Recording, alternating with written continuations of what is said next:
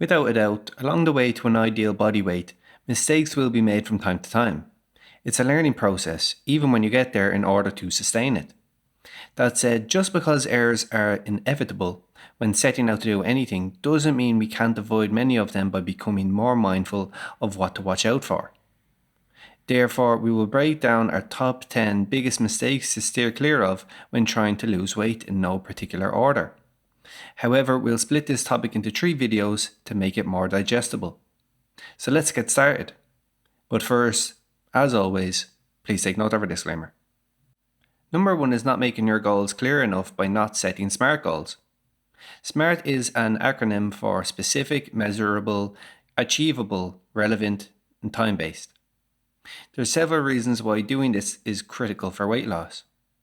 Firstly, getting specific about the goal will help us orientate ourselves better. As Tony Robbins once said, clarity is power. The clearer you are about exactly what you want, the more your brain knows how to get there. The second is that making sure the goal can be measured allows you to evaluate your progress along the way properly, which is important for weight loss in particular because of how long the process can take. Remember, for many things in life, you can't improve what you don't measure. The third is that by being honest with yourself and asking yourself whether the goal you have in mind is achievable, you can see if you should double down on it or if it might need some modifications to make it more realistic, so you aren't unnecessarily setting yourself up to fail before you even start. Lastly, thinking through why the goal is relevant to you and setting yourself a deadline will help motivate you. The following common flaw with weight management is primarily or only focusing on exercise. Needless to say, the science behind exercise for improved health cannot be debated. But in relation to losing excess weight, we need to remember that successful weight management involves about 80% nutrition and 20% exercise. So your sights must mainly be set on what you're eating.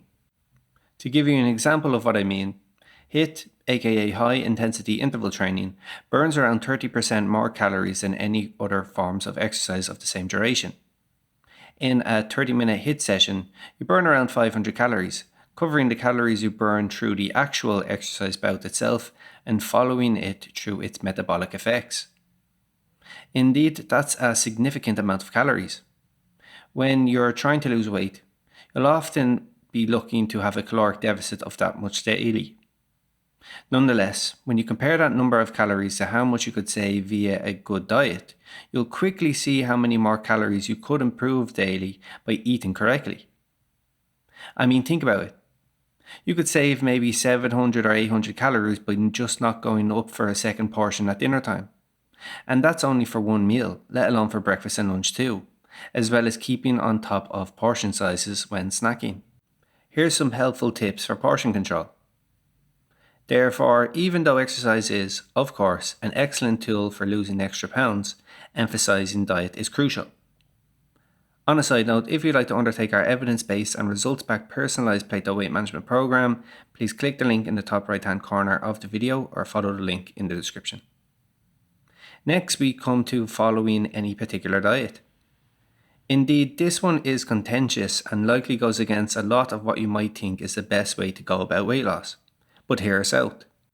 It's true that all the research studies concerning calorie consumption and weight loss use some certain diet, whether it be the Mediterranean diet or a low-carb diet, etc. Of course, these diets have been shown to be effective for many people when it comes to losing weight. Indeed, one of our objectives here at Plato Weight Management is to bring you evidence-based information on the most effective ways to lose fat. But despite their efficacy, we don't believe that even then traditional diets are the best way forward.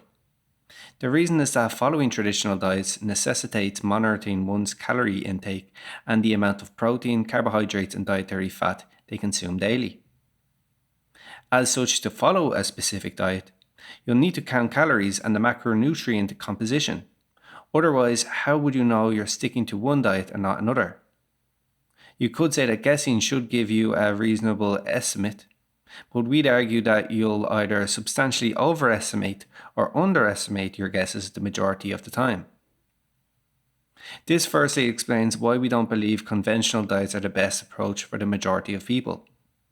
Calorie and macronutrient counting is tedious and easy to forget. even if it can be helpful to become accustomed to food in the initial stage of weight loss. Now, you could say that working with a dietitian or a nutritionist is a way to navigate around this problem, as they can provide you with meal plans that already take the number of calories, protein, carbs, dietary fat, and other nutrients you should be taking into account. Yet there are also bottlenecks with having to keep to meal plans that aren't talked about as much as they should be, as they aren't as easy as one might think initially. One is that for a considerable amount of meal plan recipes, a person will need to shop and look for new ingredients, which may require the need to visit 2 or 3 supermarkets. This can take time and effort, especially if exact ingredients can be found, and researching and looking for alternative substitutes is necessary, which can happen quite a lot. 2 is that several of the recipes most likely provided in a meal plan will be new to the dieter, and so will call for the dieter to learn how to cook and prepare them relatively quickly in the span of a week or so. This is an issue not only because it adds further to the time and effort required to follow meal plans correctly, but also because not everyone looking to lose weight has good cooking literacy and confidence already, which can lead them to feel overwhelmed and give up if they take on too many new recipes too soon. Of course, improving one's knowledge, skills, and confidence with cooking is essential for long-term weight loss. We don't deny that. Yet this doesn't have to be done for several recipes simultaneously at the drop of a hat, as going by a new meal plan entails most often.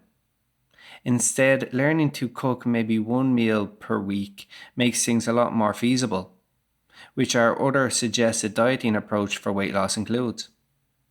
And lastly, keep in mind that many dieters, unfortunately, don't have the luxury of only having to think about themselves when it comes to food, but also their families, who often don't want to change the way they eat because they don't have the same weight loss ambitions. As a result, having the dieter need to make significant changes to their own cooking while needing to cook the same foods for others makes things an uphill struggle, both from a practical and a temptation point of view. Therefore, given all these factors, we feel that traditional diets for weight loss lead to it being quite complicated and laborsome when it doesn't have to be. If you'd like to have a look at our video on what we feel is a better alternative, please click the link in the top right hand corner of the screen. And then we come to the fourth easiest mistake to make, avoiding accountability. And we're not just talking about being kept accountable by friends, family, a coach, or a support group, but also not holding yourself accountable by avoiding the weighing scale. Many people hate accountability, and it's no surprise why they would, to be honest. When one actively seeks it, they open themselves up to the possibility of exposing their insufficiencies and the negative impact that may have on their ego or reputation. So you can see why many would be apprehensive about that and, as a result, try to avoid it altogether. Also, people will try to circumvent accountability by keeping things vague. To do this, they'll usually either not specify how they intend to reach their weight successfully, unlike other attempts this time around, not set a specific deadline for when to reach a particular body weight, or both. Again, this highlights the aid of SMART goal setting out. Of course, many will say that they don't like outlining their goals fully due to the associated pressure that can come with that. But in not doing so, they won't be able to recognize to the fullest extent where they're going wrong, and from that, where there may be an opportunity for growth, ultimately dooming them to make the same mistakes again and again. Therefore, despite not being easy, anyone looking to improve their weight and subsequently their lives for the better should change their perception of accountability and seek it rather than trying to avoid it. So that's the first 4 of the 10 easiest mistakes to avoid for weight loss.